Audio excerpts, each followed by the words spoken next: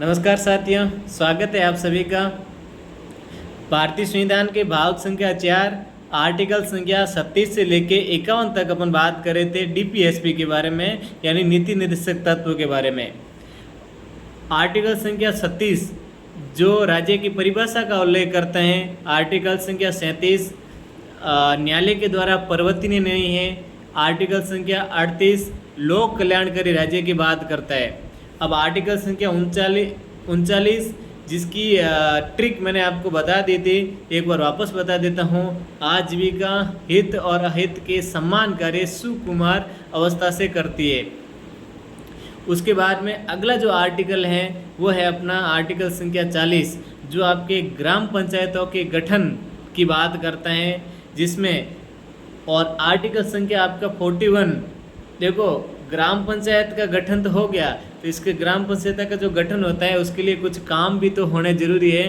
तो कुछ दशाओं में काम, शिक्षा और लोक सहायता के बारे में आर्टिकल संख्या 41 उल्लेख करते हैं। और इसके बारे में राज्य ये भी काम करते हैं, ये भी उनका कर्तव्य है कि बेकारी, बुढ़ापा, बीमारी और निःशक्तता का विशेष ध्यान रखा जाएगा। इसके बारे में भी वो लोक कल्याण के रूप में कार्य करेगा। तो 4 शब्दों को आप क्रमवार याद रखिएगा: बेकारी, बुढ़ापा, बीमारी और निःशक्तता। वापस बोल रहा हूँ, बेकारी, बुढ़ापा, बीमारी और निःशक्तता, इन 4 शब्दों का आप क्रम से याद करिएगा। कई बार इसके बारे में क्वेश्चन आ रखा है। उसके बाद में अगर काम दे दिया है तो काम कोई 2 नंबर का तो नहीं है, तो इसकी जांच करने के लिए आपको न्याय संगत भी होना चाहिए। तो काम की न्याय संगतता और मनोवाचिक दशा और प्रस्तुति के बारे में ये उल्लेख करते हैं आर्टिकल संख्या 42। उसके बाद में आर्टिकल संख्या 43, काम तो दे दिया लेकिन अपने को मजदूरी मिलेगी कि नहीं मिलेगी, तो इसका मतलब है कर्मकारों के लिए निर्वाह मजदूरी, जो आर्टिकल संख्या 43 है वो उल्लेख करते हैं। अब इसमें एक बात और ध्यान रखनी है, 43A जो आपके कॉन्स्टिट्यूशन अमेंडमेंट हुआ था 42, उसके तहत जोड़ा गया था, जिसकी धारा 9 के तहत जोड़ा गया था। और आर्टिकल जोड़ा गया था आपके उद्योगों के प्रबंधन में कर्मकारों की भूमिका, उद्योगों के प्रबंधन में कार्मिकों की कह सकते हो या फिर कर्मचारियों की भागीदारी है, जो आर्टिकल संख्या 43A जोड़ा गया था।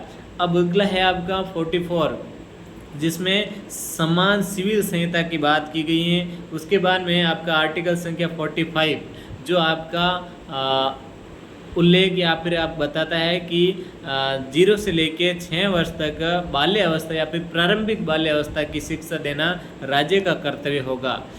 उसके बाद में आपका आर्टिकल संख्या 46 जो आपके SC/ST कैटेगरी के हैं या फिर अनुसूचित जाति और अनुसूचित जनजाति के वर्गों की शिक्षा और अर्थ संबंधी उपबंध कर रखे हैं।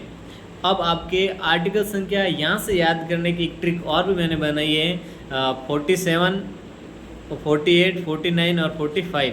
उसके बाद देखो 47, तो 47 में 46 यानी जो 4 लोग एक साथ बैठते हैं तो आपकी मादक पदार्थ पीते हैं, तो यानी मादक पदार्थों के ऊपर रोक लगाने का कार्य आर्टिकल संख्या 47 में किया गया। लेकिन इसकी स्पष्ट जो लाइन लिखी है डायरेक्ट में वो है पोषण स्तर और जीवन स्तर और लोक स्वास्थ्य के सुधार।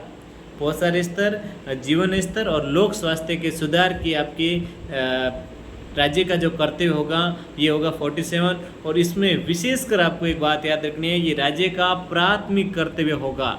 47 आर्टिकल में विशेष तौर पे लिखा है राज्य का ये प्राथमिक कर्तव्य होगा कि वो पोषण स्तर और जीवन स्तर को सुधारे।